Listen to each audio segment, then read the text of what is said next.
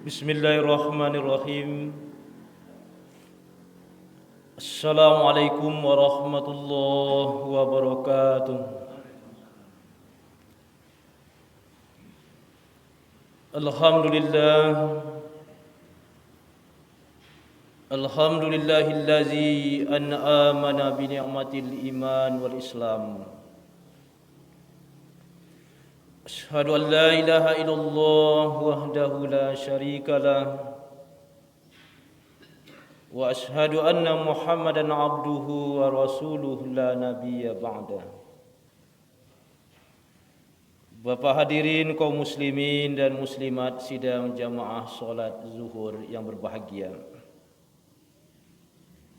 Bersyukur kita kepada Allah Subhanahu wa taala dan berselawat kepada Nabi besar Muhammad sallallahu alaihi wasallam. Allahumma shalli ala Muhammad wa ala ali Muhammad. Bapak hadirin kaum muslimin dan muslimat yang berbahagia. Pada suatu ketika pada masa Rasulullah sallallahu alaihi wasallam, ada salah seorang sahabat yang ditunjuk oleh Rasulullah untuk menemui khalifah di Damaskus. Sahabat Rasulullah itu bernama Urwah bin Zubair. Dan dia diperintahkan oleh Rasulullah untuk menemui khalifah. Dan dia berjalan dengan sebuah untahnya atau seekor untahnya. Dan lama-kelamaan beliau berjalan menuju Damaskus. Sewaktu itu beliau membawa seorang anak yang kecil, yang laki-laki. Dalam perjalanan menuju Damaskus, karena dia takut akan barang atau unta peliharaan beliau itu terzalimi, kadangkala beliau turun dari untahnya dan dia naikkan anaknya yang kecil ke punggung untahnya. Dan Urwah berjalan mengiringi untah di padang pasir. Dikala itu dalam perjalanan menuju Damaskus, ternyata kaki Urwah bin Zubair ini terinjaklah kakinya, yaitunya di atas tulang belulang yang sudah lapuk. Dan akhirnya beliau sampai di Damaskus. Dan khalifah terkejut melihat tamu yang dia nanti selama ini bernama Urwah bin Zubair. Kakinya sudah bengkak. Kaki kirinya sudah bengkak karena dia tertijak dengan tulang belulang yang dalam perjalanan menuju Damaskus. Maka dikala itu khalifah mengatakan dan memanggil para tabib atau ahli kesehatan. Dan dia suruh Urwah bin Zubair untuk berobat. Dan akhirnya dalam analisa para tabib tadi, bahwa kaki Urwah bin Zubair ini yang tertusuk oleh tulang dan akhirnya infeksi sampai kepada pangkal pahanya yang sudah besar. Dan para tabib sepakat bahwa jalan satu-satunya untuk menyelamatkan Urwah bin Zubair ini, bahwa kakinya harus dipotong. Tetapi keberatan hati seorang khalifah menyampaikan hal ihwal ini kepada Urwah bin Zubair. Bagaimana cara menyampaikan hal ini kepada Urwah? Dengan keterpaksaan khalifah menyampaikan kepada Urwah bin Zubair, "Wahai Urwah bin Zubair, wahai sahabatku, di dalam analisa para tabib, para kesehatan bahwa kakimu akan dipotong. Tidak ada jalan lain yang harus ditempuh." Maka Urwah bin Zubair mengatakan kepada khalifah, "Wahai khalifah, silahkanlah, potonglah kaki saya apabila ini menjadi sesuatu yang harus kita lakukan." Maka dilakukanlah oleh para tabib ini, kakinya akan digeragaji atau kakinya akan dipotong. Maka sebelum kakinya dipotong,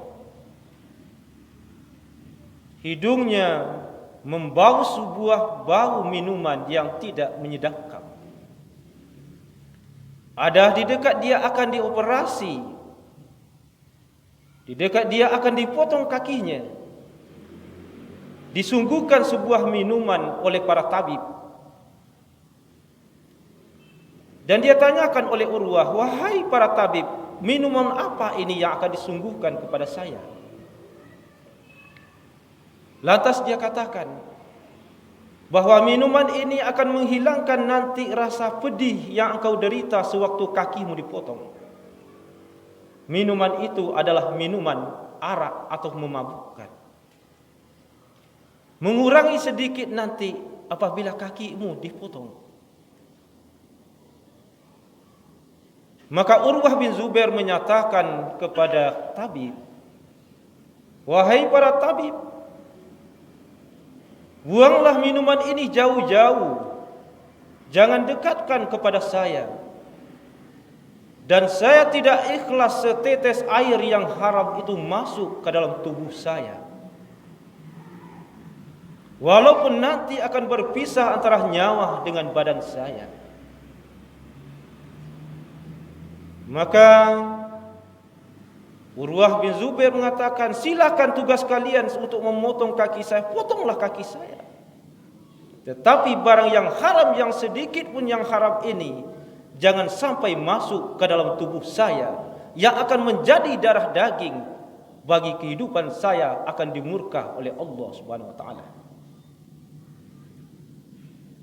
Maka setelah dipotonglah kakinya, dalam konon kabar ceritanya, Urwah bin Zubair ini sempat dia itu pingsan. Setelah dia pingsan, dia bangun dari tidurnya. Dia sampaikan kepada khalifah, "Wahai khalifah, bolehkah saya meminta kepada engkau wahai khalifah? Yang aku minta cuma satu. Tolong hadirkan kaki saya di hadapan saya dan izinkan saya menyentuh potongan kaki saya."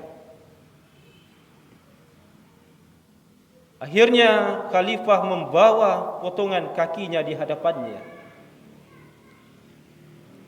Kakinya yang sudah dibungkus, yang akan dikuburkan. Maka dia sampaikan kepada khalifah, sewaktu dia pegang kakinya untuk sementara atau sebentar, dia katakan di hadapan Allah, dia berdoa, "Ya Allah, alhamdulillah ya Allah, selama ini engkau berikan kaki kepada dua kaki kepadaku. Sekarang kaki satu sudah engkau ambil ya Allah. Dan inilah saksi nantinya di hadapanmu ya Allah, di hadapan Allah Rabbul Jalil nanti, bahwa kaki kiriku ini tidak pernah melangkah kepada sesuatu yang diharamkan oleh Allah Subhanahu wa taala."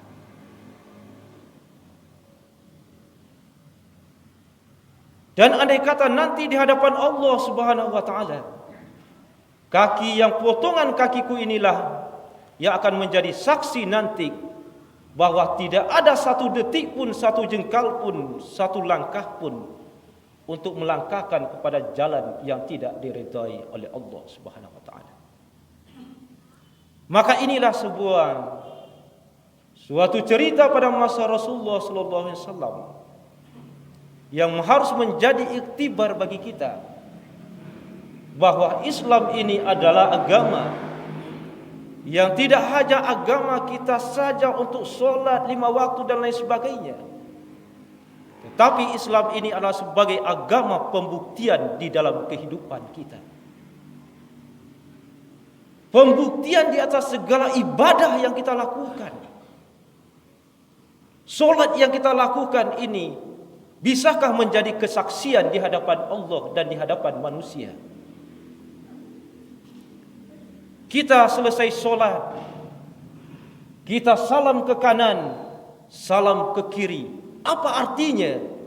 Bahwa salam itu adalah keselamatan bagi kita yang di kanan dan di kiri, dan keselamatan bagi seluruh masyarakat umat Islam ini. Tetapi apa artinya solat yang kita lakukan?